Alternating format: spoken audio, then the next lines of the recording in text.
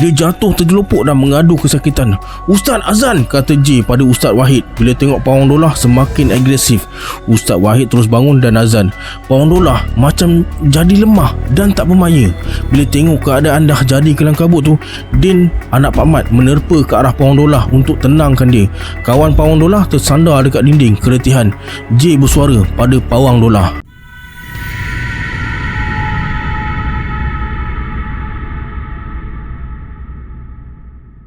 A'udzubillahi minasyaitonirrajim. Bismillahirrahmanirrahim. Assalamualaikum semua, kembali lagi bersama saya Syarul. Terima kasih sebab ada klik video ni. Semoga yang menonton video ni ditambahkan rezeki dan dimudahkan urusan dunia dan akhirat. Okey, hari ni saya akan sambung cerita part 2, part terakhir lah daripada cerita Abang J ni yang bertajuk Misteri Gadis Cina Kelab Golf. Nak tahu cerita dia macam mana, ending dia, tonton video ni sampai habis. Okey, ni dia random shout out pada subscriber Syarul Chapter.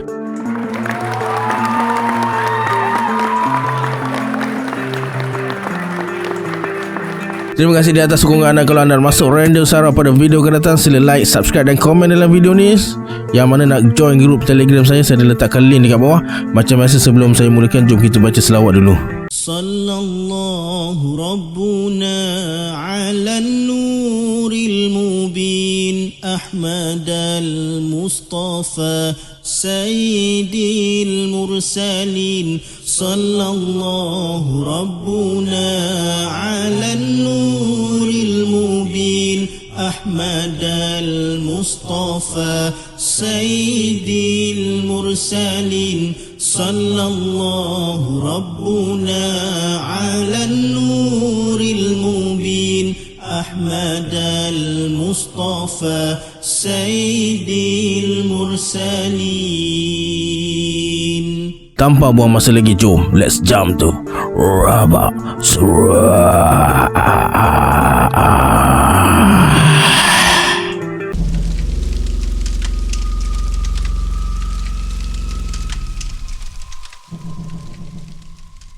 Lepas Pak Mat beredar, J tinjau keadaan dalam ruangan tu.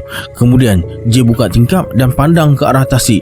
Angin petang yang bertiup dari tasik menyelinap masuk ke lanai. J berdoa, "Ya Allah, hanya kepadamu tempat aku berserah dan memohon pertolongan. Permudahkanlah segala urusanku petang ni. Assalamualaikum wa ala ibadillahi sholihin. Assalamualaikum wa ala ibadillahi sholihin. Assalamualaikum wa ala ibadillahi sholihin." Tak ada sebarang reaksi. Lalu J baca, "Salamu ala Sulaiman fil alami innaka hamidum majid. Unasidukum billadil ladzi akhudhahu alaikum Sulaiman antahruju wa tarhalu min baitina. Unasidukumullah ala thudhu ahada." 3 kali J baca doa tu. Terasa begitu sunyi dan sepi masa tu. Tiba-tiba terdengar suara dengusan dekat penjuru bilik. "Wahai jin yang ada di sini, ingatlah perjanjian kamu dengan Nabi Allah Sulaiman. Kamu telah berjanji tak akan ganggu dan sakiti anak Adam. Keluarlah kau dari tempat ini secara baik. Aku tak nak sakiti kau. Kalau kau berdegil, aku terpaksa berkeras." Terdengar dengusan sekali lagi.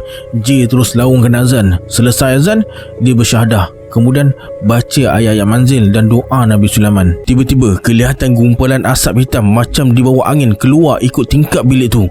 Masa tu juga J perasan ada kelibat melintas dekat belakang dan menghilang. Berpeluh-peluh J waktu tu. Bukan sebab takut, tapi kepanasan sebab ruangan bertutup tu tak ada aircon. Kemudian J berdiri tepi tingkap kejap. Terasa nyaman bila dia hembus angin dari arah tasik. Sebelum beredar, J taburkan garam kasar bercampur lada hitam yang telah didoakan sekeliling ruangan lanai tu. Selesai urusan, J terus ke dapur semula. Semua staf tengah sibuk siapkan bahan-bahan mentah untuk menu esok. Nazi bersuara, "Chef, esok ada seorang budak part time masuk kerja." "Siapa dia?" "Nama dia Rahayu, Chef. Dulu pernah kerja dengan saya dekat Genting." "Baiklah, nanti boleh tolong Wada dan Tisha jaga buffet. Dia akan tolong Timah juga buat sandwich dan potong buah."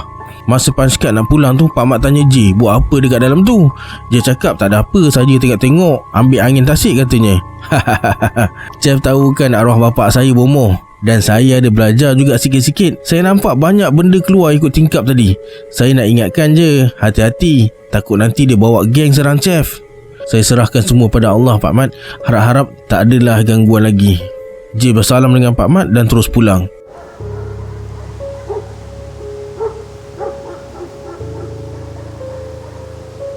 Sampai rumah, anak J cakap Ustaz Wahid ada datang.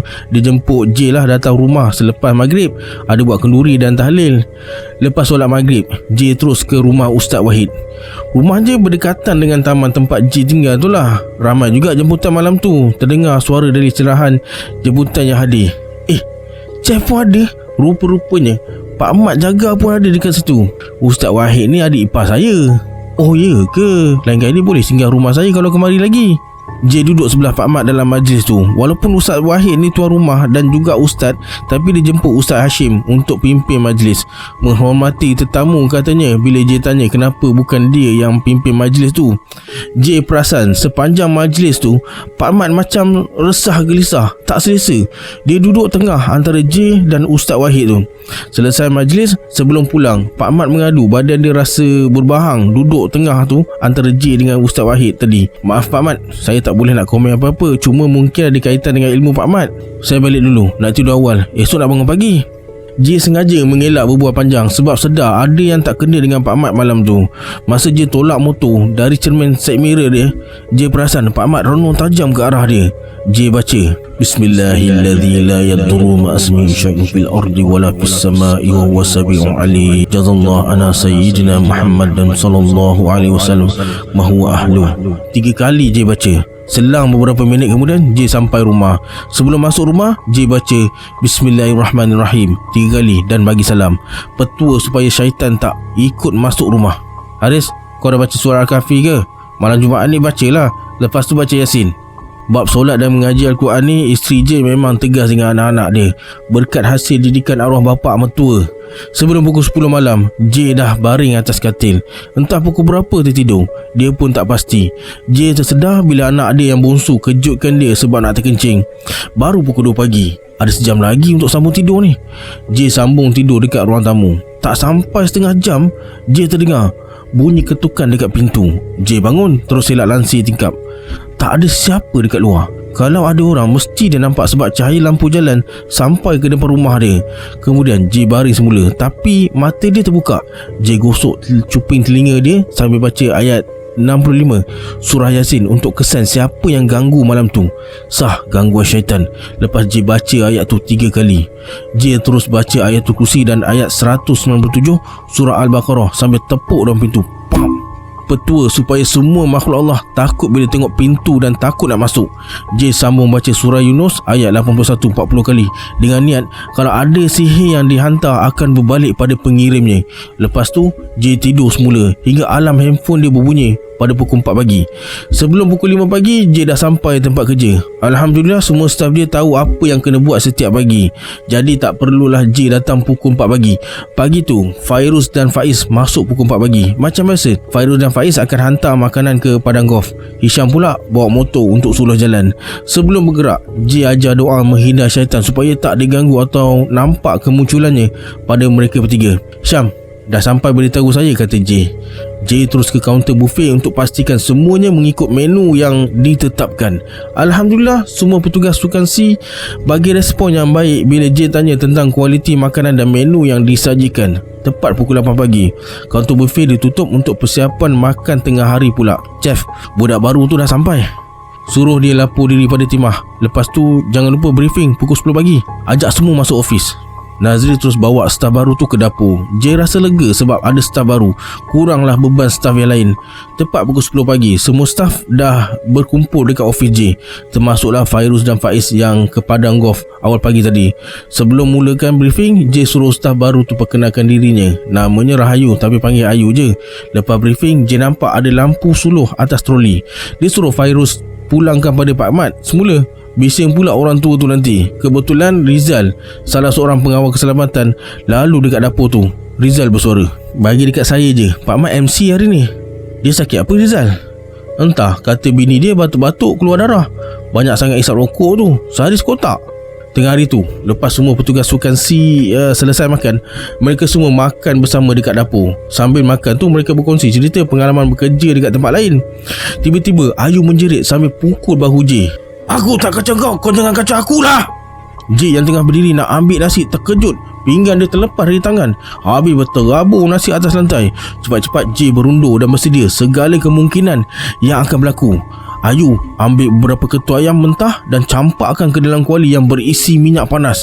Timah yang tengah goreng ikan bilis mengaduh kesakitan bila terpecik minyak panas tu. Fairuz terus laungkan azan. Ayu menjerit kemudian terduduk tepi sinki. J bersuara, "Wadah, Tisha, bawa dia masuk ofis. Hisham, call Ustaz Burhan." Ayu dah mula sedar. J suruh dia duduk tapi dia tak nak dan cuba melawan. J terus baca sambil tunjuk ke arah Ayu, suruh duduk. "Bismillahirrahmanirrahim. Ala ya waqtuni muslimin." Ayu aku, tapi mukanya merah padam. "Busuklah bilik kau ni," kata Ayu. J tahu Ayu tak suka bau minyak kasturi kijang yang sengaja J buka penutupnya dalam bilik tu. Sejak kemarin J dah bawa minyak kasturi kijang ke tempat kerja dia. Tak lama kemudian Hisham sampai. "Chef, Ustaz Burhan balik kampung lah," kata Hisham. Sudah, aku jugalah kena selesaikan ni." "Tisha, Wadah tolong pegang badan dia. Timah, awak pegang kaki dia, takut dia lari."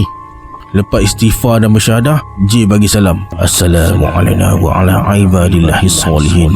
Bismillahilladzi la yadurru ma asmihi syai'un fil ardi wala fis sama'i wa huwa sami'un alim. Qul uhiya ilayya anna hustama nafarun minal jinni faqalu inna sami'na qur'anan ajaba."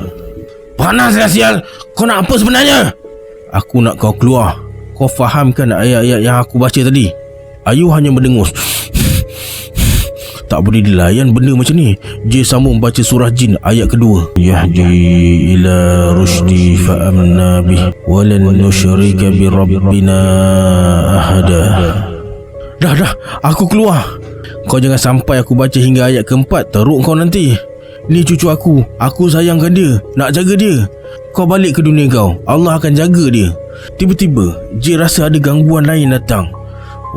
Kau rupanya kena guna pukulan berantai ni. Biar mampus semua syaitan ni. J pun baca doa sambil lepaskan jurus. Terdengar jeritan suara lelaki tepi pintu. Serentak dengan tu Ayu jatuh terjelupuk atas lantai. Wadan dan Tisha terus angkat dan sandar Ayu ke dinding. Tolong rahsiakan hal ni ya. Kita je yang tahu. Kedua-dua belah paha J terasa berat dan kebas. J baca selawat syifa, tiup ke tapak tangan lalu tepuk kedua-dua belah paha dia. Alhamdulillah, hilang serta-merta rasa berat dan kebas tu. Kemudian J duduk menghadap Ayu.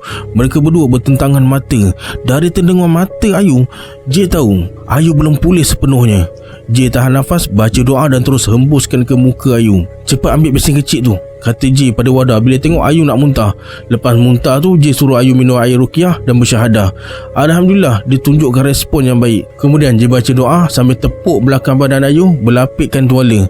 Alhamdulillah, tak ada tanda-tanda kehadiran jin dalam ofis ni. Lepas tu J suruh Wadah temankan Ayu berehat dan arahkan yang lain sambung kerja semula. Mereka bernasib baik sebab tak ada sesiapa tahu kejadian tu. Petang tu Wadah dengan Tisha hantar Ayu balik ke rumah. Kalau ada apa-apa bagi tahu pesan J pada Wadah sebelum mereka bergerak pulang. Masa J nak punch card untuk pulang, Rizal bersuara, "Chef, pagi esok suruh budak chef ambil kunci motor dan lampu suluh dekat gate B ya. Pak Mat MC lagi." "Baiklah, Pak Mat sakit apa?" "Semalam bini dia cakap batuk darah. Ni tadi baru call kata badannya panas dan merah macam udang kena bakar." J hanya terdiam lalu melangkah pergi. Takkan dia kot. Sepanjang perjalanan pulang, J asyik terfikir, adakah ketukan pintu pukul 2 pagi kemarin ada kaitan dengan Pak Mat atau orang lain? J teringat pesan arwah ayah dia dulu. "Kau baca ayat 65 surah Yasin sambil baring hingga tertidur. InsyaAllah kau akan dapat petunjuk angkara siapa." Masa tu J berniaga nasi ayam dekat Pandan Indah. Ada satu masa tu jualan dia merosot teruk. Dekat seminggu jualan dia amat teruk. Sampaikan ada pelanggan tanya kenapa kedai lama tutup, sedangkan tiap-tiap hari J berniaga. Hinggalah J tergerak nak mengadu dengan arwah ayah dia tentang masalah tu. Lepas J amalkan selama 3 hari apa yang arwah ayah dia ajar, Allah tunjukkan angkara siapa gangguan tu. Dalam mimpi tu, suspek datang bersama bomoh orang asli. J dah tahu angkara siapa dan sejak tu dia pindah ke tempat lain sebab malas nak bertelagah atau nak bergaduh. Malam ni aku nak mula amalkan, kata J. Banyak juga amalan yang J dapat daripada arwah ayah dia. Semoga apa yang dia ajar jadi saham akhirat untuk dia. Memang setiap hari kalau balik awal, J akan solat berjamaah dekat surau. Masa J keluar dari surau, Ustaz Wahid bertanya, Chef, saya nak pergi melawat Pak Mat ni, nak ikut tak? Teruk ke sakitnya? Teruk juga, kata bininya, macam orang kena santau. Mereka berdua terus ke rumah Pak Mat. Sampai dekat rumah Pak Mat, ada beberapa orang jiran tengah melawat. J terus duduk sebelah kiri Pak Mat dan Ustaz Wahid sebelah kanan. Pak Mat hanya terdiam sambil matanya pandang tepat ke tiang seri rumahnya. Terdengar isteri Pak Mat bertanya pada anak bujangnya, Din, kau dah panggil Pak Wan Dullah? Dah mak, kejap lagi sampai dah tu. Dia janji lepas maghrib nak datang. Tak lama kemudian, Pak Wan Dullah sampai dengan kawannya. Pak Wan Dullah terus duduk sebelah Ustaz Wahid. Siapa yang berani buat kau ni, Mat? Kata Pak Wan Dullah. Pak Mat cuba menjawab sambil matanya jeling pada J. Mat ni seguru dengan aku. Kalau ada yang sakiti dia, bermakna sakiti aku juga. Sudah, cari penyakit aku kemari, bisik hati J. J terus baca doa khusus pagar berkubu diajar oleh arwah Ustaz Haruddin. Sambil tu J perhatikan Pak Wan Dullah cuba menurun. Cepat-cepat J baca Ruqayyah Jibril. Cubaannya untuk menurun tu gagal. Kawan dia pun gagal sekali. Tiba-tiba Pak Wan Dullah tepuk lantai sambil jerit pada J, Sial punya budak, berani kau kacau aku ya? Ustaz Wahid terkejut dan terus bangun duduk dekat tepi pintu. Kemudian Pak Wan Dullah bangun dan buka langkah silat sementara kawannya masih duduk sambil baca mentera. J hanya diamkan diri sambil baca doa amalan Sunan Kalijaga ketika bertempur. Pak Wan Dullah lepaskan beberapa jurus tapi Alhamdulillah langsung tak berkesan. Bila tengok Pak Wan Dullah gagal, kawan dia lompat dan cuba terajang J. Tapi malangnya tendangannya terbabas dan terkena dinding. Dia jatuh terjelupuk dan mengadu kesakitan. Ustaz azan, kata J pada Ustaz Wahid. Bila tengok Pak Wan Dullah semakin agresif, Ustaz Wahid terus bangun dan azan. Pak Wan Dullah macam jadi lemah dan tak bermaya. Bila tengok keadaan dah jadi kelam kabut tu, Din, anak Pak Mat, menerpa ke arah Pak Wan Dullah untuk tenangkan dia. Kawan Pak Wan Dullah tersandar dekat dinding keretihan. J bersuara pada Pak Wan Dullah, Kenapa jadi macam ni bang? Saya tak buat apa-apa pun pada Pak Mat. Abang syak saya ke yang santau dia? Pak Wan Dullah diam je, tapi jelas dari pandangan matanya dia marah sangat dekat J. Chef, abang panggil, kata Din pada Pak Mat. J terus mendekati Pak Mat dan rapatkan telinga ke mulut Pak Mat. Dia cuba cakap sesuatu tapi kurang jelas. Setelah beberapa kali dengar, baru J faham apa yang Pak Mat nak luahkan. Lepas tu J pergi dekat Pak Wan Dullah dan bagi tahu apa yang Pak Mat ucapkan. Maaf, saya pun tak tahu nak buat macam mana. Guru kami tak ajar macam mana nak buat kalau sihir yang dihantar balik ke diri sendiri. Baru je tahu rupa-rupanya yang ketuk pintu rumah dia pukul 2 pagi tu adalah syaitan sihir yang dihantar oleh guru Pak Mat sebab nak uji amalan J. Alhamdulillah, dengan izin Allah, J selamat. Disebabkan J bersihkan ruang lanai tu, sanggup mereka buat perkara yang dilaknat Allah. Sebelum pulang, J minta maaf pada Pak Mat dan berdoa semoga Pak Mat cepat sembuh. Minta maaf Chef, saya tak sangka perkara ni terjadi. Pak Mat tu ipar saya rasa bersalah juga, kata Ustaz Wahid sebelum J keluar dari keretanya. J cuma tersenyum dan terus melangkah pulang ke rumah. Badan J pun rasa macam nak demam. Lepas solat isyak, dia terus masuk bilik untuk tidur. J terjaga bila terdengar suara sebut, "Thank you Chef," dekat telinga dia. Apa pula ni, aku baca doa sebelum tidur pun gangguan datang ke, kata J. J pejamkan mata semula dan sambung tidur. Terima kasih Chef sebab bersihkan tempat tidur saya. Awak siapa? Sayalah Wendy yang tinggal di lanai. Wendy bercerita, katanya tak lama lepas dia mati, ada beberapa orang lelaki menurun untuk dapatkan nombor ekor dekat lanai tu. Tempat tu dah jadi terlalu kotor. Wendy tak sebutlah siapa yang buat kerja kurafat tu, tapi rasanya J tahu. Terima kasih Chef, saya tak akan ganggu staf Chef lagi.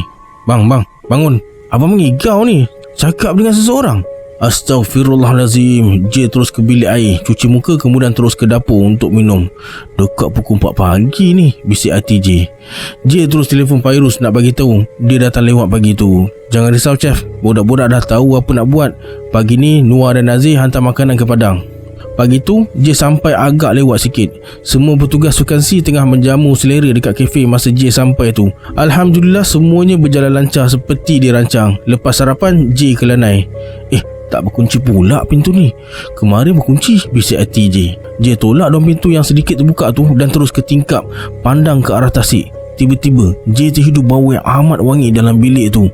Perlahan-lahan J tarik nafas sambil baca doa menghindar syaitan. Tak lama kemudian, bau tu hilang di bau angin. Thank you, Chef. Terdengar suara sayup-sayup dari kejauhan. You are most welcome, Wendy. Hilang rasa seram sejuk dekat tempat tu. Seolah-olah tak ada apa-apa gangguan pernah berlaku hinggalah hari terakhir kejohanan sukan golf. Semua perancangan berjalan dengan baik. Pihak urus setia sukan golf berpuas hati dengan penganjur walaupun ini kali pertama diadakan. Sebelum Ayu pulang pada hari akhir kejohanan golf tu, dia bersuara, "Chef, terima kasih sudi ambil saya bekerja walaupun sekejap. Terima kasih juga atas pertolongan Chef tempoh hari. Kalau Chef ke Banting, singgahlah Bukit Cangang. Boleh jumpa keluarga saya." InsyaAllah. Seminggu lepas tu, Jay dapat berita Pak Mat dibawa ke rumah gurunya di Sungai Buloh untuk berubat. Alright, sampai sini video untuk hari ni. Kalau anda suka dengan cerita Abang Jay ni, boleh tengok playlist Jay dekat sini. Kita berjumpa di video akan datang. Saya Syarul. Assalamualaikum. Adiosah.